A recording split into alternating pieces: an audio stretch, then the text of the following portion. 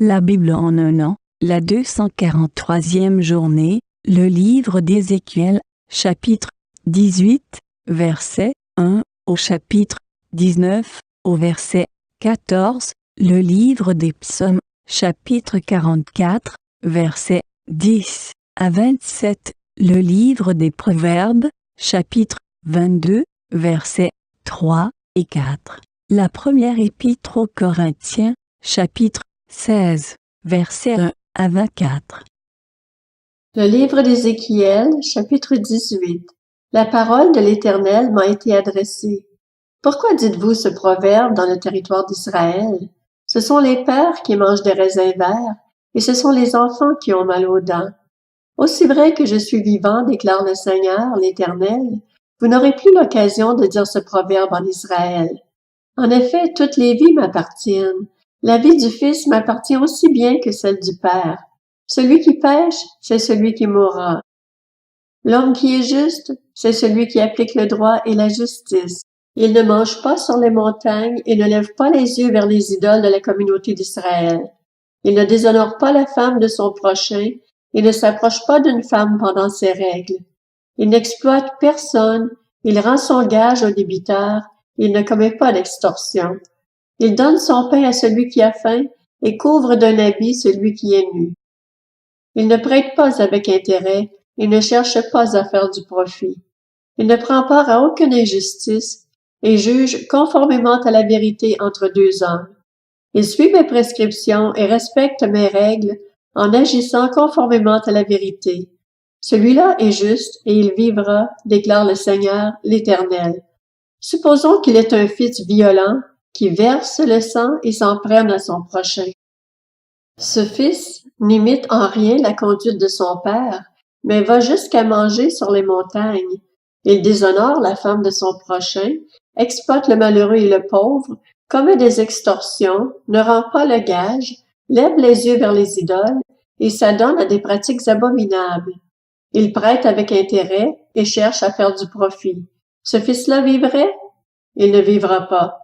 Puisqu'il a commis tous ces actes abominables, il mourra. Son sang retombera sur lui.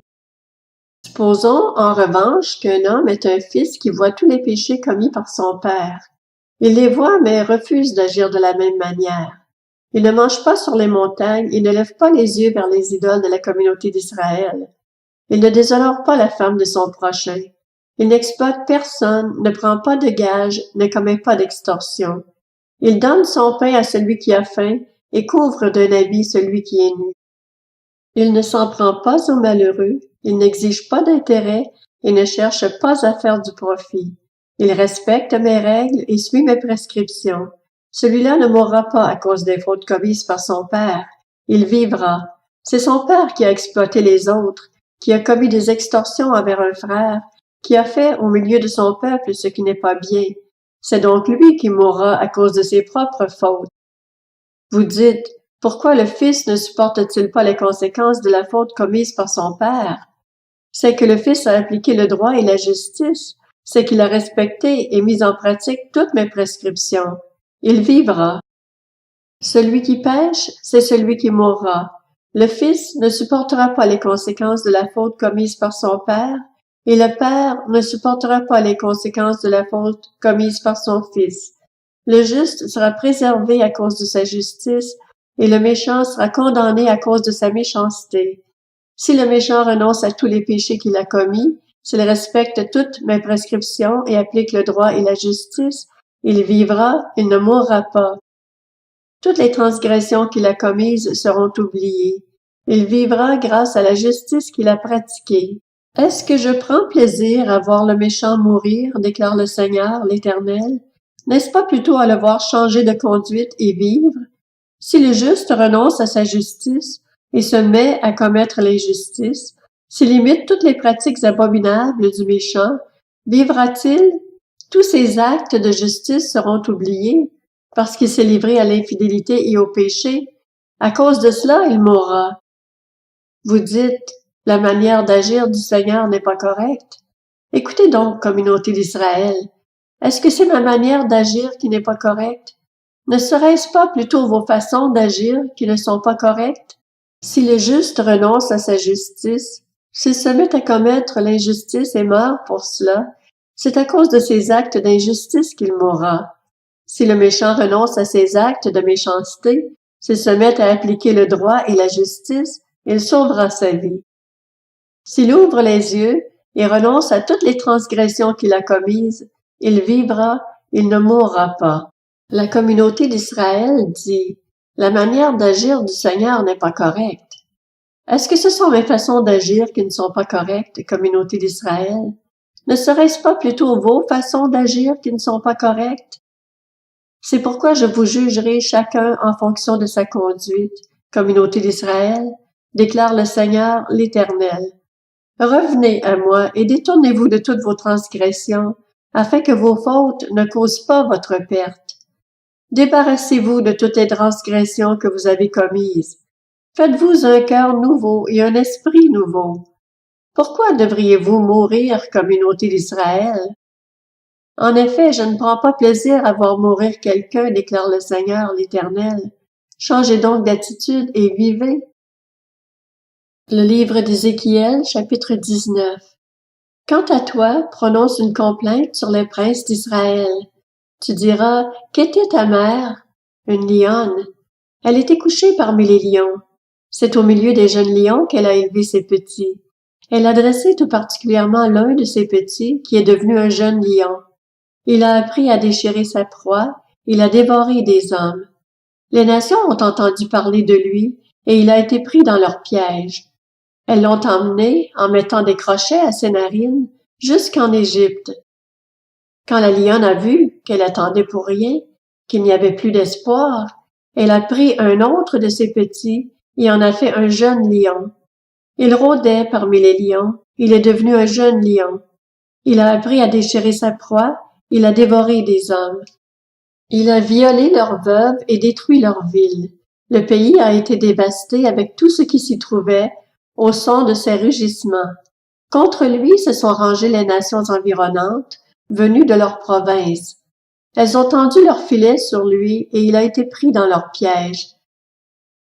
Elles ont mis des crochets à ses narines, l'ont placé dans une cage et l'ont emmené auprès du roi de Babylone.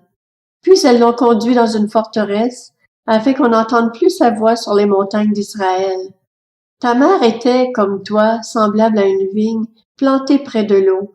Elle était porteuse de fruits et chargée de sarments, grâce à l'abondance de l'eau. Elle avait de solides branches qui sont devenues des sceptres royaux.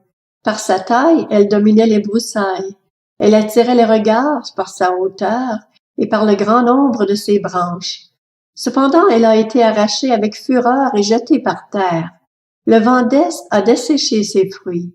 Ses solides branches ont été cassées et sont devenues toutes sèches. Le feu les a dévorées. Elle est maintenant transplantée dans le désert, dans une terre sèche et aride. Le feu est sorti d'une partie de ses branches et a dévoré son fruit. Elle n'a plus de branches solides qui pourraient devenir un sceptre royal. C'est une complainte à utiliser comme complainte. Le livre des Psaumes, chapitre 44. Cependant tu nous as repoussés, tu nous as couverts de honte, tu ne sors plus avec nos armées. Tu nous fais reculer devant l'ennemi, et ceux qui nous détestent se partagent nos dépouilles. Tu nous livres comme des brebis de boucherie, tu nous disperses parmi les nations. Tu vends ton peuple pour rien, tu ne l'estimes pas à une grande valeur. Tu nous exposes aux insultes de nos voisins, à la moquerie et aux railleries de ceux qui nous entourent. Tu fais de nous le sujet d'un proverbe parmi les nations, on hoche la tête sur nous parmi les peuples. Mon humiliation est toujours devant moi, et la honte couvre mon visage, à la voix de celui qui m'insulte et me déshonore, à la vue de l'ennemi avide de vengeance. Tout cela nous arrive alors que nous ne t'avons pas oublié et que nous n'avons pas violé ton alliance. Nous n'avons pas fait marche arrière dans notre cœur, nous ne nous sommes pas écartés de ton sentier. Pourtant, tu nous as écrasés dans le territoire des chacals, et tu nous as couverts de l'ombre de la mort. Si nous avions oublié le nom de notre Dieu, et tendu nos mains vers un Dieu étranger, Dieu ne le saurait-il pas, lui qui connaît les secrets du cœur? Mais c'est à cause de toi qu'on nous met à mort à longueur de journée, qu'on nous considère comme des brebis destinées à la boucherie. Lève-toi. Pourquoi dors-tu, Seigneur?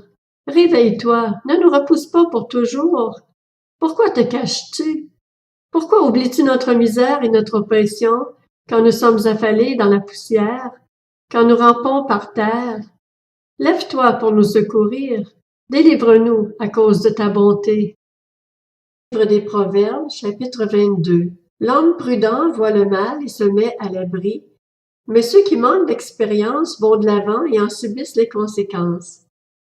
Le fruit de l'humilité, de la crainte de l'Éternel, c'est la richesse, la gloire et la vie. La première épître aux Corinthiens, chapitre 16. En ce qui concerne la collecte en faveur des saints, faites vous aussi, comme je l'ai prescrit aux églises de la Galatie, que chacun de vous, le dimanche, mette de côté chez lui ce qu'il pourra, en fonction de ses moyens, afin qu'on n'attende pas mon arrivée pour récolter les dons. Quand je serai chez vous, j'enverrai avec des lettres ceux que vous aurez choisis pour porter vos dons à Jérusalem.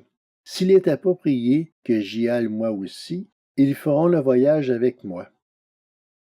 Je viendrai chez vous après avoir traversé la Macédoine, car je vais passer par là. Il est possible que je séjourne quelque temps chez vous, ou même que j'y passe l'hiver. Ainsi, vous pourrez m'aider à poursuivre mon voyage là où je dois me rendre. Je ne veux pas, cette fois-ci, vous voir seulement en passant, mais j'espère rester quelque temps avec vous, si le Seigneur le permet. Cependant, je resterai à Éphèse jusqu'à la Pentecôte, car une porte m'y est largement ouverte pour un travail efficace, et les adversaires sont nombreux. Si Timothée arrive, veillez à ce qu'il soit sans crainte parmi vous, car il travaille tout comme moi à l'œuvre du Seigneur. Que personne, donc, ne le méprise. Aidez-le à poursuivre en paix son voyage de retour vers moi, car je l'attends avec les frères. Quant au frère Apollos, je l'ai beaucoup encouragé à venir aussi chez vous avec les frères. Mais ce n'était décidément pas sa volonté de le faire maintenant. Il viendra quand il en aura l'occasion. Restez vigilants, tenez ferme dans la foi. Soyez courageux, fortifiez-vous, que tout ce que vous faites soit fait avec amour. Voici encore une recommandation, frères et sœurs. Vous savez que la famille de Stéphanas est le premier fruit de l'Achaïe et qu'elle s'est consacrée au service des saints. Soumettez-vous à de telles personnes ainsi qu'à tous ceux qui y travaillent et peinent avec elles. Je me réjouis de la présence de Stéphanas, de Fortunatus et d'Achaïcus. Ils ont suppléé à votre absence, car ils ont tranquillisé mon esprit et le vôtre. Sachez donc apprécier de telles personnes. Les églises d'Asie vous saluent, Aquilas et Priscille, ainsi que l'Église qui se réunit dans leur maison, vous saluent chaleureusement dans le Seigneur. Tous les frères et sœurs vous saluent. Saluez-vous les uns les autres par un saint baiser. Moi, Paul, je vous salue de ma propre main. Si quelqu'un n'aime pas le Seigneur Jésus-Christ, qu'il soit maudit. Maranatha. Que la grâce du Seigneur Jésus-Christ soit avec vous. Mon amour est avec vous tous en Jésus-Christ.